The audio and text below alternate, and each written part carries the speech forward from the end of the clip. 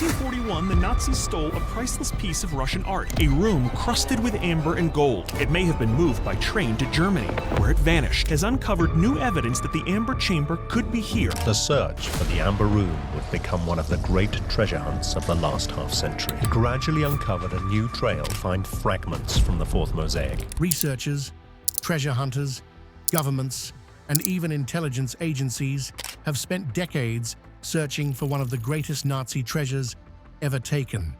It would become one of the great treasure hunts of the 20th century. A hunt that continues today. The Amber Room was not a myth.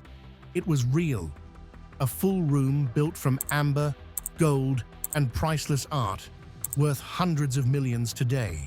The old Amber Room must have been absolutely glorious. Would have been a wondrous sight. Nothing on that scale had been attempted before. It vanished without a trace during World War II. The Amber Room had mysteriously disappeared. Now, new evidence points to where it may have been hidden all along. Here's what was finally discovered. The mystery of the Amber Room has taken an intriguing new turn.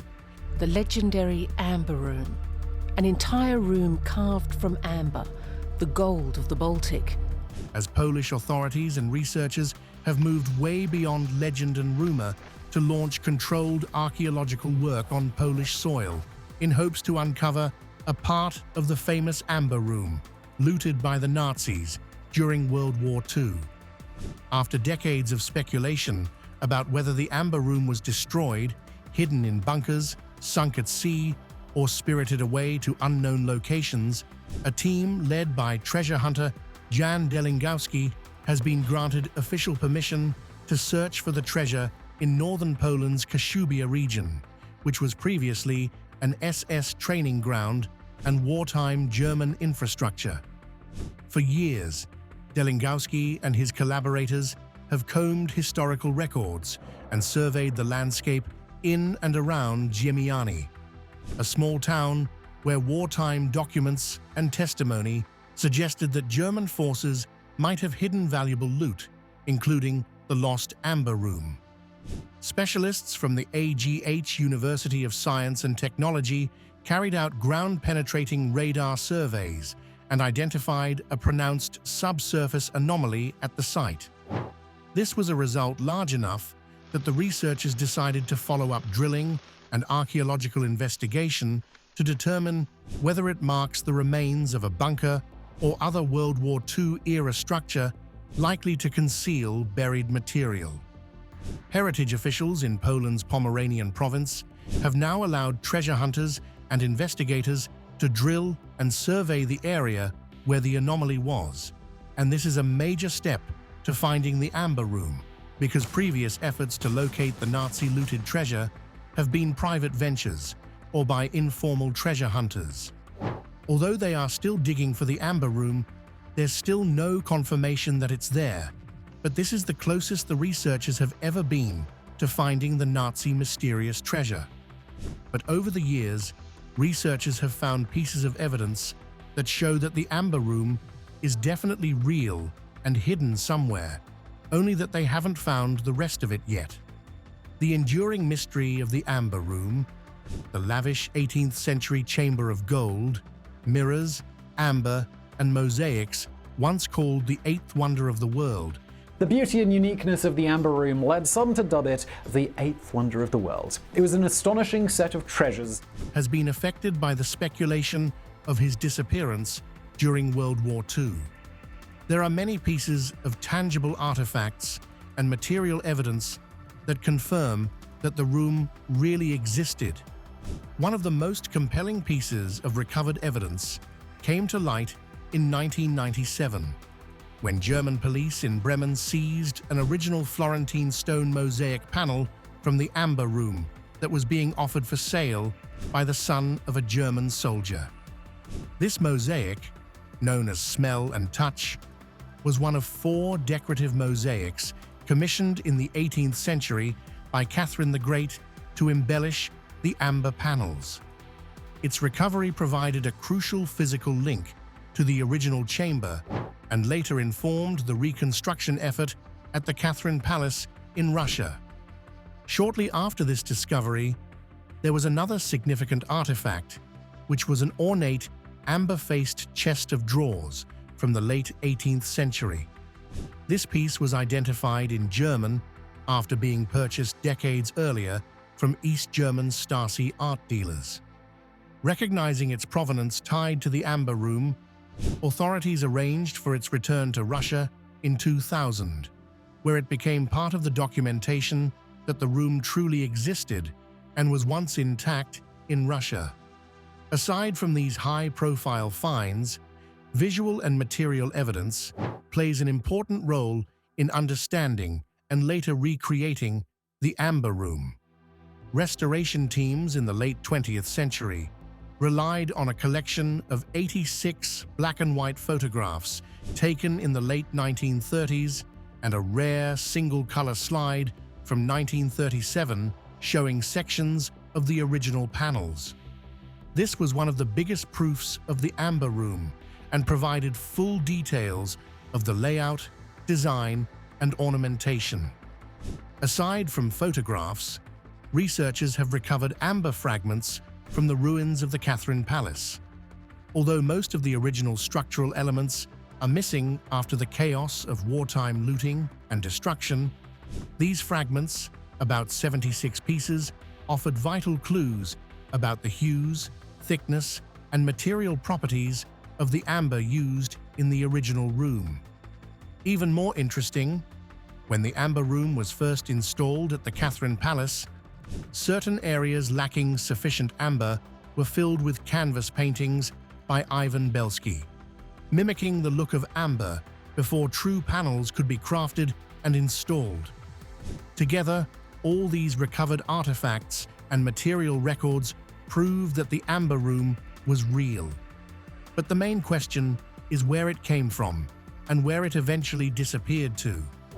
The Amber Room, one of the most dazzling artistic achievements of early 18th century Europe, began its life not in Russia, but in the courts of Prussia, where it was conceived as a bold demonstration of artistic opulence and political prestige. Crafted from an extraordinary fusion of amber panels backed with gold leaf, mirrors, and semi-precious stones, the chamber was originally intended for Charlottenburg Palace near Berlin. Commissioned by King Frederick I of Prussia at the behest of his wife, Sophia Charlotte, around 1701.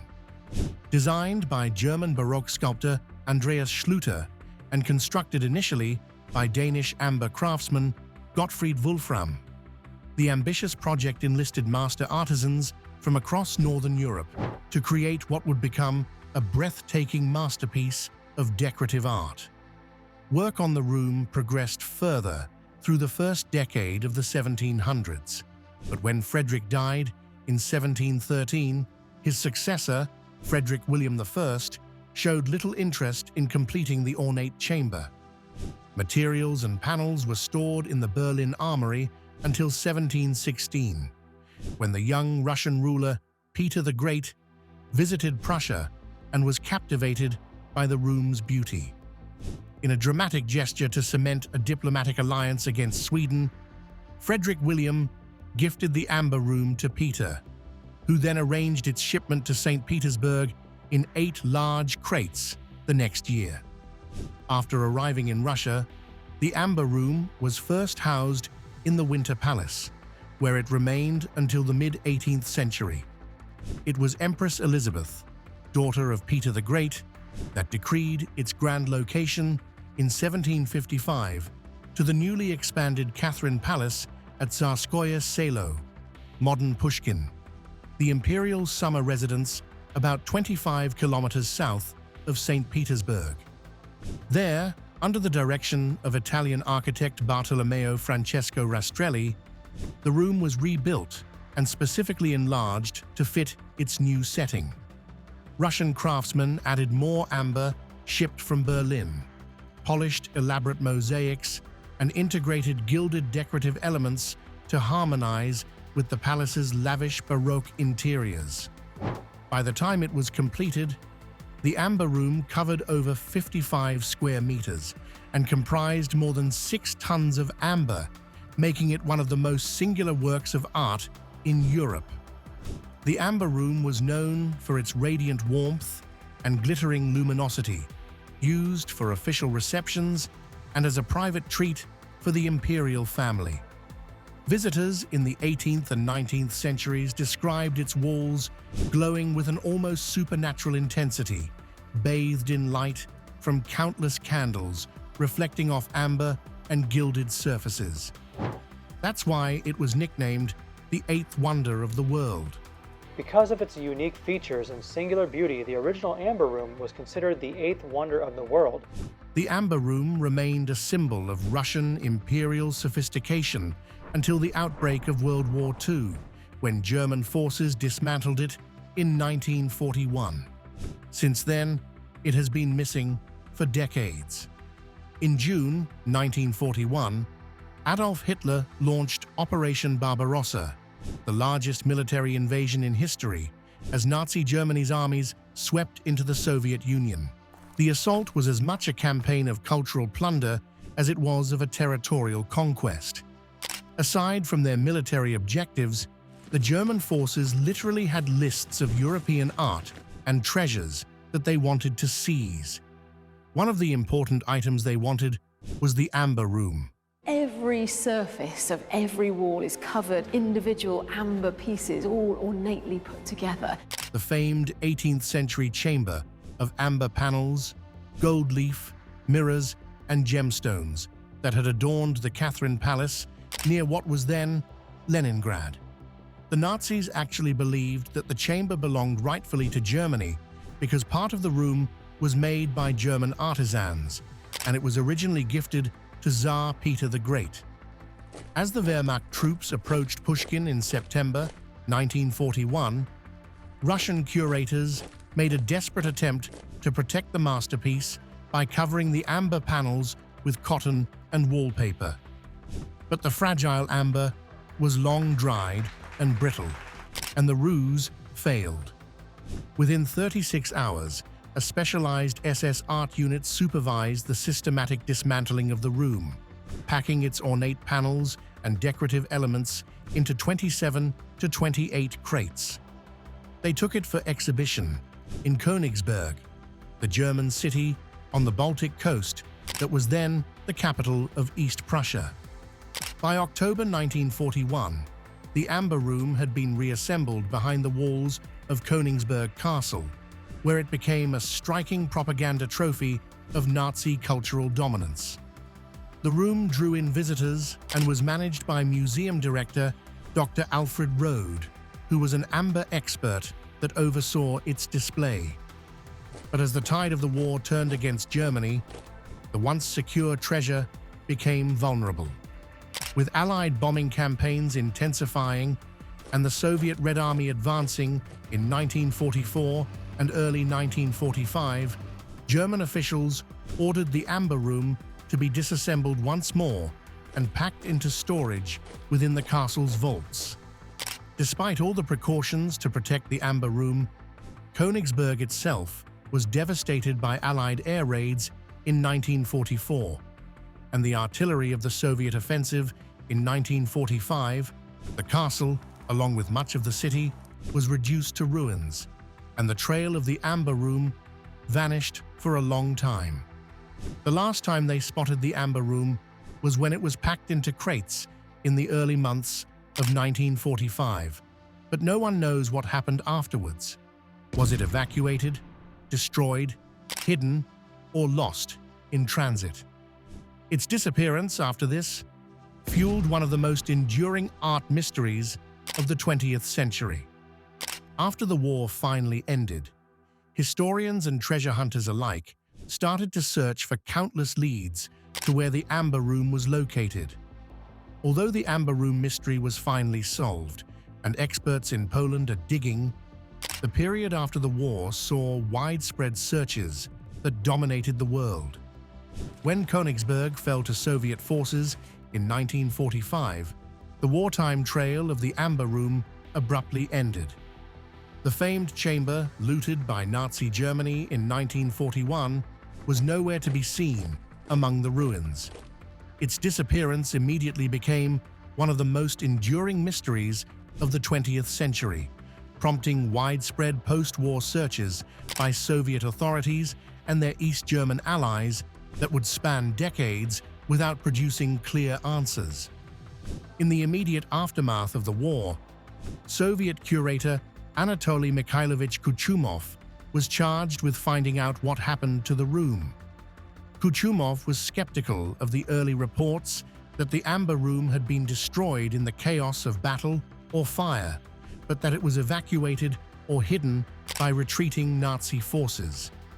He suspected that it might still survive in a secret location, including bunkers under the shattered city of Königsberg.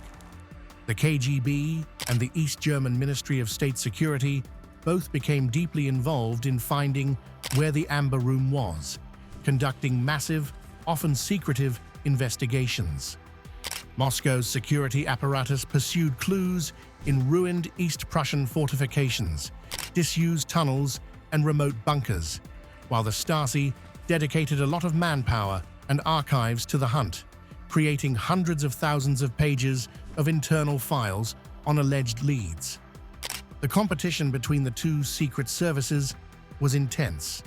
There were letters from Stasi chief Erich Mielke to his KGB counterpart lamenting that Soviet authorities refused to share intelligence, and that hindered the two organizations from getting closer towards the Amber Room.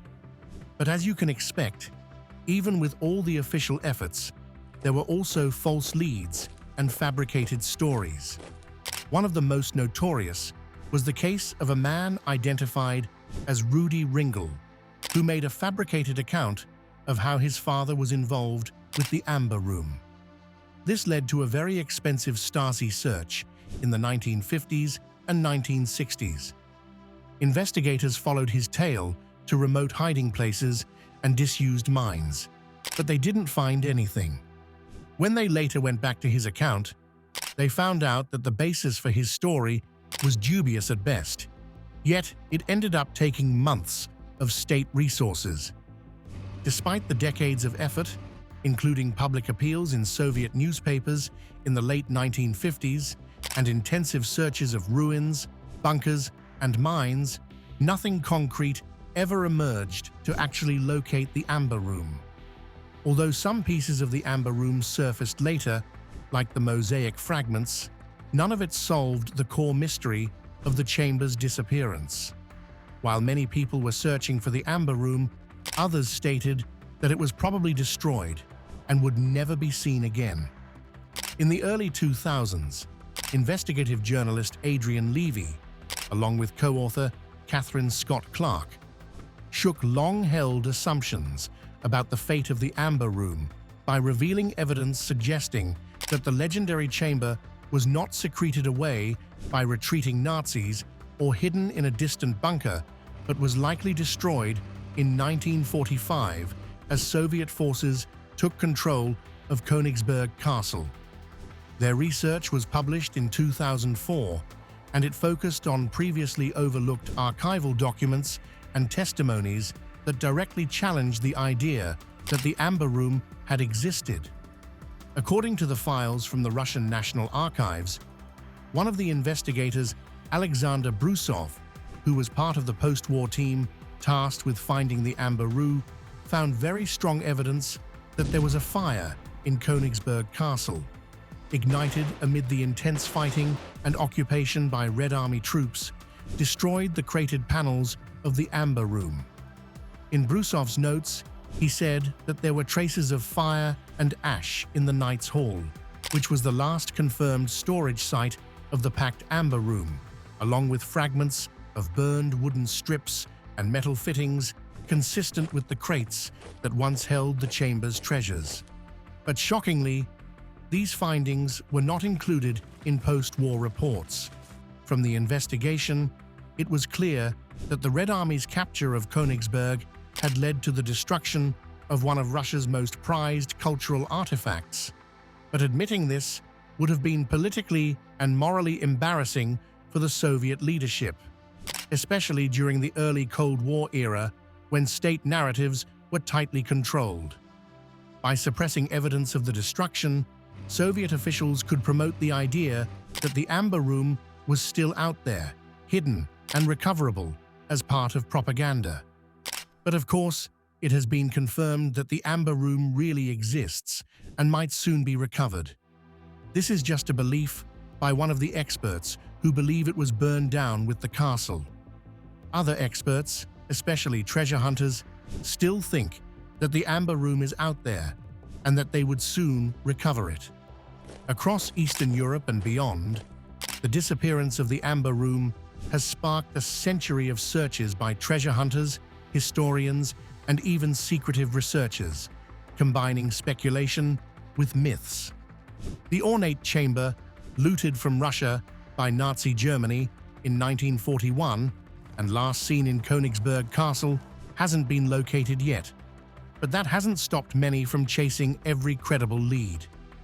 In northern Poland's Kashubia region, independent investigator Jan Delingowski, a former Merchant Navy radio officer, has spent over a decade tracing clues tied to Nazi official Erich Koch, who governed East Prussia during the war. Delingowski and his team believe valuable wartime assets might have been diverted from Königsberg and hidden in a secret bunker beneath a former SS training ground. After using ground-penetrating radar to identify the subsurface anomalies consistent with a sealed structure, a discovery that prompted official permission, Delingowski's efforts are one of the strongest pieces of evidence that the Amber Room is real. Amber masters around, this one took a quarter of a century to be finished and installed back in the Catherine Palace, but it's now there. But Delingowski's hunt isn't the only effort. In Germany, amateur historian Karl-Heinz Kleiner has devoted years to excavating underground tunnels and bunkers in Wuppertal. Convinced that the Amber Room or other looted treasures were smuggled west and hidden there by retreating Nazi forces linked to Koch's networks. Kleiner's group explores a labyrinth of old wartime structures and subterranean spaces. This pursuit attracted the attention of local investigators and also highlighted the practical challenges of these treasure hunts, including securing funding and proper excavation tools. The efforts aren't limited to these two regions. Other enthusiasts and hobby historians have dug in places such as the former East German sites, mines in the Ore Mountains, and even proposed caches in bunkers throughout Europe based on archival research, eyewitness accounts, and wartime excavation routes. Some historical narratives have prompted searches triggered by documents, interview fragments, and wartime radio transcripts, but nothing is as solid as what Delingowski found out. Despite the passion of these treasure hunters, there has been no material trace of the original Amber Room. Some historians say that it would have been hard for the Amber Walls to survive in the chaos of the war, especially with the bombing campaigns, evacuation bottlenecks, and the destruction of Königsberg. But during the search for the Amber Room, some suspected that the Nazi mysterious treasure might be hidden in a fireproof bunker in Berlin, which hid hundreds of masterpieces. In the closing months of World War II, Berlin's vast network of Flak towers, massive reinforced concrete anti-aircraft bunkers, played an unexpected role in the saga of Europe's missing masterpieces. These hulking structures, built to defend the city from Allied bombers, served as a fireproof storage for invaluable artworks drawn from Berlin's museums as the Third Reich collapsed. One such stronghold, the Friedrichshain Flak Tower, housed nearly 441 paintings and other treasures from the Gemäldegalerie and other collections as Soviet forces closed in during May 1945. The Flak Towers were originally designed to withstand enemy bombardment with reinforced concrete walls several meters thick, and were among the last bastions of the crumbling Nazi regime. In the final chaotic days of the war, curators and officials tried to protect the large altarpieces, centuries-old canvases, and other artworks by storing them in these towers. For Berlin's museum authorities, the hope was that within these wartime bunkers, the priceless work might be shielded from destruction as the city was engulfed by hostilities. But that hope was dashed. In May 1945, just after the Red Army seized Berlin, a devastating series of fires struck the Friedrichshain Tower, consuming the majority of its stored art. The causes of the fires remain a subject of historical debate, and some say that it was an accidental ignition amid the turmoil, while others imply it was looted. But many masterpieces were lost, including works by luminaries such as Rubens, Caravaggio, and Van Dyck, and that left a gap in Europe's cultural heritage. Amidst the ruin, there have been tantalizing signs that not all was lost. In 2012, a 16th-century Renaissance panel depicting a Madonna and Child appeared in the collection of Berlin's Gemäldegalerie Gallery. The painting had been acquired in 1945 by the son of an American soldier stationed in the devastated city and passed down through the family before it was identified and sent back to the museum. So, some of the other works in the Flak Tower could have been removed and survived the war. The story of the Flak Tower's lost art is often connected to the Amber Room, as they had similar fates and remain unresolved. But although experts have not been able to get the Amber Room back, they decided to reconstruct it. The Amber Room might have been one of history's enduring losses. The Amber Room was all decorated with a sandstone called an amber. But it exists again today as one of the most ambitious and painstaking reconstructions of lost cultural heritage ever undertaken. Nearly 6 decades after its disappearance during World War II, Russian authorities and master craftsmen restored the room to life in its former home at the Catherine Palace in Tsarskoye Selo near St. Petersburg, allowing visitors to experience the glow and grandeur that once captivated royalty decades ago. Work on the modern Amber Room began in 1979, when the Soviet government approved a long-term project to rebuild the chamber from archival photographs, surviving plans, and fragments of original material. The task was formidable because much of the traditional knowledge about crafting amber panels had been lost, and reference material was limited to black and white images and a handful of discovered elements, such as an original Florentine mosaic, an amber-faced chest retrieved from Germany and returned to Russia. Over the course of 24 years, artisans relearned centuries-old techniques, studied historical documentation, and sourced millions of kilograms of Baltic amber, the fossilized resin favored in the 18th century, to replicate the hue and texture of the originals. The reconstruction process required extraordinary attention to detail. Every panel, decorative carving, and mosaic piece was handcrafted and dyed to match the variations seen in pre-war images, then carefully assembled onto wooden frames for installation. Each piece of amber used in the recreated chamber underwent careful selection and treatment to ensure that it reflected a warmth and depth similar to the original, which once covered roughly 100 square meters of wall space beneath gilded cornices and alongside bronze Rococo figures. Mirrors and stone mosaics were recreated around the panels to echo the Baroque opulence of the lost room, while craftsmen drew on discoveries like the recovered Florentine mosaic to validate their methods and designs. The reconstructed Amber Room was unveiled to the world on May 31, 2003, in a ceremony attended by Russian President Vladimir Putin and German Chancellor Gerhard Schröder, marking the 300th anniversary of St. Petersburg and symbolizing a remarkable cultural restoration that transcended the devastation of war. Now, it has been confirmed that the Amber Room exists, and the Nazi mysterious treasure has finally been solved. Polish researchers are digging into the location to find out whether the room is really beneath or if it's another dead end. What do you think would be found after digging? Let us know your thoughts in the comments. So, thanks for watching this video, and we will see you in the next one.